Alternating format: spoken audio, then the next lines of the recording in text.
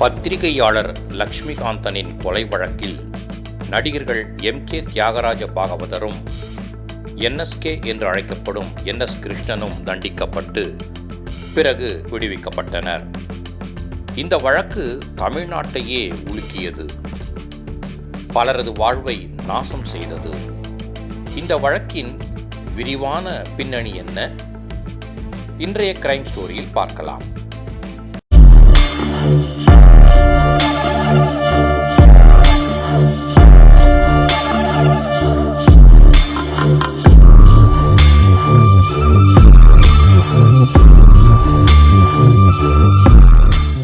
இரண்டாம் உலகப்போர் முடிவுக்கு வந்திருந்த காலகட்டம் அது.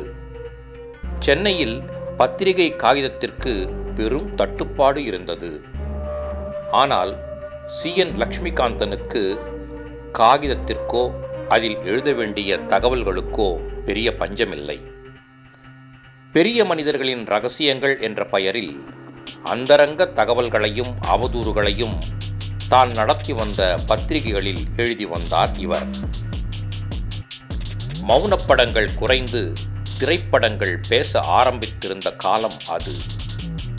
4 பேர் சேர்ந்தால் சினிமாவை பற்றிய பேச்சுதான். அதில் நடிப்பவர்களை பற்றிய விவாதம்தான்.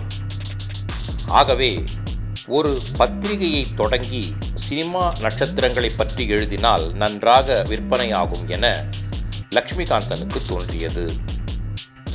சினிமா தூது என்ற பத்திரிகையை ஆரம்பித்த அவர் திரையுலக பிரபலங்கள் உட்பட பல பிரபலங்களை பற்றியும் அவர்களது அந்தரங்க வாழ்க்கையை பற்றியும் எழுத ஆரம்பித்தார். ஆனால் அந்த பத்திரிகை பதிவு செய்யப்படாத பத்திரிகை. இது குறித்து அரசிடம் பலரும் புகார் செய்யவே பத்திரிகை தடை செய்யப்பட்டது. இதற்கு பிறகு நல்ல முறையில் ஆனால் நஷ்டத்தில் இயங்கிக் கொண்டிருந்த இந்து நேசன் என்ற பத்திரிகையை வாங்கி தன் வழக்கமான பணிகளை தொடர்ந்தார் லக்ஷ்மிகாந்தன். இந்த நிலையில்தான் லக்ஷ்மிகாந்தன் கொல்லப்பட்டார். சி.என். லக்ஷ்மிகாந்தன் மீதான முதல் தாக்குதல் நடந்தது 1944 அக்டோபர் 19ஆம் தேதி. புரசைவாக்கம் வெங்கடாச்சலம் தெருவில் சென்று கொண்டிருந்த அவரை ஒருவர் கழுத்தில் குத்தினார். தன்னை வடிவேலு என்பவர் கத்தியால் குத்திவிட்டதாக காவல்துறையிடம் புகார் செய்ய போன போது அவர்கள் புகாரை வாங்கவில்லை. மிகச் சிறிய காயம் என்பதால் பேசி அனுப்பிவிட்டார்கள். இதையடுத்து இது தொடர்பாக நீதிமன்றத்தில் வழக்கு தொடர விரும்பினார் லக்ஷ்மிகாந்தன். இதற்காக ஜே. நற்குணம் என்ற வழக்கறிஞரை அணுகினார். அவர் நீதிமன்றத்தில் தாக்கல் செய்ய வேண்டிய பிரமாண பத்திரத்தை எழுதி தந்தார். அதை தட்டச்சு செய்து காலையில் வந்து காண்பிக்கும்படி சொன்னார். இது நடந்தது 1944 நவம்பர் 7ஆம் தேதி இரவு. அடுத்த நாள் காலையில் ஒரு கை ரிக்ஷாவில் ஏறி நற்குணத்தின் வீட்டிற்கு சென்று புகாரை காண்பித்துவிட்டு வீடு திரும்ப மறுபடியும் அதே ரிக்ஷாவில் ஏறினார். ரிக்ஷா ஜெனரல் காலின்ஸ் சாலையில் வந்தபோது இருவர் அந்த ரிக்ஷாவை வழிமறித்தனர். ஒருவர் கையில் இருந்த பிச்சுவா கத்தியால் லக்ஷ்மிகாந்தனின் அடிவயிற்றில் குத்த, மற்றொருவர் பேனா கத்தியால் தாறுமாறாக உடலை கீறினார். வயிற்றில் குத்தியிருந்த கத்தியை பிடுங்கி வீசிய லக்ஷ்மிகாந்தன் மீண்டும் நற்குணத்தின் வீட்டிற்கு சென்று தான் தாக்கப்பட்ட விவரத்தை தெரிவித்தார். அவரை உடனடியாக மருத்துவமனையில் சேர்ப்பதற்காக இன்னொரு ரிக்ஷாவில் ஏற்றி அனுப்பினார் நற்குணம். ஆனால் மருத்துவமனைக்கு செல்லும் வழியில் வேப்பேரி காவல் நிலையத்திற்கு சென்ற லக்ஷ்மிகாந்தன் தன்னை வடிவேலு என்பவரும் மற்றொருவரும் கத்தியால் குத்தியதாக புகார் அளித்தார். பிறகு அரசு தலைமை மருத்துவமனையில் சேர்க்கப்பட்டார். சிறிது நேரம் கழித்து அவருக்கு மருத்துவர் பி.ஆர். பாலகிருஷ்ணன் அறுவை சிகிச்சை செய்தார். ஆனால் அதற்கு பிறகு அவரது உடல்நிலை மோசமடைய தொடங்கியது. அடுத்த நாள் அதிகாலை 4:15 மணி அளவில் உயிரிழந்தார் லக்ஷ்மிகாந்தன். நவம்பர் 8ஆம் தேதி மாலையே வடிவேலு கைது செய்யப்பட்டார். தொடர்ந்து நடந்த விசாரணையில் வடிவேலுவின் நண்பர்களான ராமலிங்கம், ராஜரத்தினம், ராஜகோபால் ஆகியோரும் கைது செய்யப்பட்டனர். இதற்கிடையே நடிகை மாதுரி தேவி குறித்து லக்ஷ்மிகாந்தன் தொடர்ந்து மோசமாக எழுதி வந்திருந்தார். லக்ஷ்மிகாந்தன் கொலை வழக்கில் நடிகை மாதுரி தேவியின் சகோதரரான ஜெயநாந்தம் என்பவர் கைது செய்யப்பட்டார். இந்த ஜெயானந்தம் டிசம்பர் 22ஆம் தேதி ஒரு ஒப்புதல் வாக்குமூலத்தை அளித்தார். அந்த வாக்குமூலத்தில் நாகலிங்கம், கமலநாதன், ஆரிய வீரசேனன், வடிவேலு, ராஜாபாதர், ஆறுமுகம் ஆகியோர் தாங்கள் லக்ஷ்மிகாந்தனை கொல்ல முடிவு செய்துவிட்டதாகவும், தங்களுக்கு ஆதரவாக M.K. தியாகராஜ பாகவதரும் N.S. கிருஷ்ணனும் இருப்பதாகவும் கூறியதாக ஜெயானந்தன் சொன்னார். பிறகு எல்லோரும் சேர்ந்து வால்டாக்சி சாலையில் இருந்த ஒற்றைவாடை தியேட்டரில் பாகவதரையும் N.S. கிருஷ்ணனையும் சந்தித்து பேசியதாகவும் தெரிவித்தார். இந்த கொலையை செய்ய பாகவதரும் N.S. கிருஷ்ணனும் 2500 ரூபாய் பணம் பேசியதாகவும் சொன்னார். இந்த வாக்குமூலத்தை அடிப்படையாக வைத்து பாகவதரையும் N.S. கிருஷ்ணனையும் கைது செய்ய காவல்துறை முடிவு செய்தது. கோயம்புத்தூரில் இருந்த N.S. கிருஷ்ணனின் வீடு சோதனையிடப்பட்டது. முடிவில் டிசம்பர் 27ஆம் தேதி சென்ட்ரல் ஸ்டுடியோஸில் நடித்துக் கொண்டிருந்த N.S. கிருஷ்ணன் கைது செய்யப்பட்டார். ரயிலில் சென்னைக்கு அழைத்து வரப்பட்டார். அதே நாளில் சென்னையில் உதயணன் வாசவதத்தா படத்தில் நடித்துக் கொண்டிருந்த பாகவதரும் கைது செய்யப்பட்டார். அவ்வளவுதான். இந்த கொலை விவகாரம் மாநிலம் முழுவதும் பேசப்படும் விவகாரமாக மாறியது. அடுத்த 2 நாட்களில் பாகவதருக்கும் N.S. கிருஷ்ணனுக்கும் பிணை வழங்கப்பட்டது.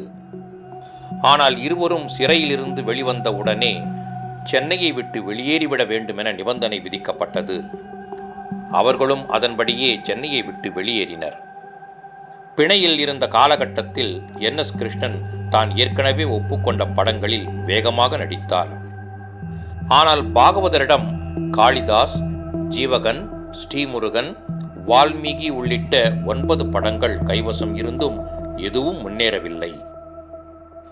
இதற்கிடையில் பாகவதரும் N.S. கிருஷ்ணனும் வெளியில் இருப்பது வழக்கின் விசாரணையை பாதிக்கும் என்பதால் அவர்களை மீண்டும் கைது செய்ய வேண்டுமென அரசு தரப்பு கோரியது. இதையடுத்து இருவரும் பிப்ரவரி 12ஆம் தேதி கைது செய்யப்பட்டனர். விசாரணை தொடர்ந்து நடந்தது. N.S. கிருஷ்ணனும் பாகவதரும் இந்த கொலைக்கும் தங்களுக்கும் சம்பந்தமில்லை என்றும் ஒற்றைவாடை தியேட்டருக்கு போகவே இல்லை என்றும் சொன்னார்கள். விசாரணை, குறுக்கு விசாரணை முடிந்து 1945ஆம் ஆண்டு மே 3ஆம் தேதி தீர்ப்பு வழங்கப்பட்டது. அன்றைய தினம் சென்னை உயர்நீதிமன்றத்தை சுற்றி பெரும் கூட்டம் கூடியிருந்தது. மற்றவர்கள் தண்டிக்கப்பட்டாலும் கூட பாகவதரும் N.S. கிருஷ்ணனும் எப்படியும் விடுவிக்கப்பட்டு விடுவார்கள் என எதிர்பார்க்கப்பட்டது. நீதிபதி மார்க்கெட் தீர்ப்பை சொன்னார். வழக்கிலிருந்து ஆறுமுகம் என்பவரை முதலில் விடுவித்தார். பிறகு வடிவேலு, நாகலிங்கம், M.K. தியாகராஜ பாகவதர், N.S. கிருஷ்ணன், ஆரிய வீரசேனன், ராஜாபாதர் ஆகியோர் குற்றவாளிகள் என தீர்ப்பளிக்கப்பட்டனர். இவர்களுக்கு இரட்டை ஆயுள் தண்டனை விதிக்கப்பட்டது. ஜெயானந்தம் மீது பொய் சாட்சி சொன்னதாக வழக்கு தொடரப்பட்டது. அனைவரும் சென்னை சிறையில் அடைக்கப்பட்டனர். N.S. கிருஷ்ணன் தைரியமாக இருந்தாலும் பாகவதர் மனமுடைந்து போனார். பிறகு சென்னை உயர்நீதிமன்றத்தில் தீர்ப்பை எதிர்த்து மேல்முறையீடு செய்தாலும் பலன் ஏதும் கிடைக்கவில்லை. அங்கேயும் தண்டனை உறுதியானது. மேல்முறையீட்டிற்கு செய்வதற்கான அனுமதி 1946ஆம் ஆண்டின் மத்தியில்தான் கிடைத்தது. 1947 பிப்ரவரியில் விசாரணை துவங்கியது.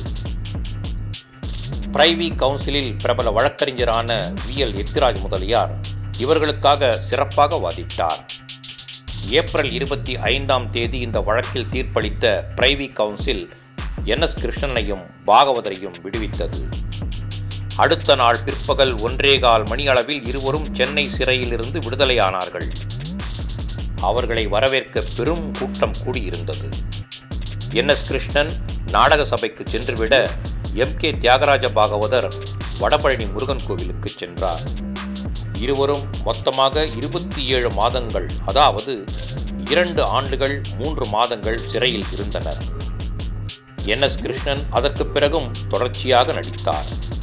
1947 விடுதலையானது முதல் 1957 இறக்கும் வரை 50க்கும் மேற்பட்ட படங்களில் நடித்தார் என்.எஸ். கிருஷ்ணன். ஆனால் தியாகராஜ பாகவதரின் செல்வாக்கு அதற்கு பிறகு இறங்கு முகத்திலேயே இருந்தது. சிறையிலிருந்து வெளிவந்த பிறகு அவர் நடித்த 5 படங்கள் வெளியாயின. ஆனால் எதுவும் பெரிதாக ஓடவில்லை. உடல்நலக் குறைவால் பாதிக்கப்பட்ட எம்.கே. தியாகராஜ பாகவதர் 1959 காலமானார்.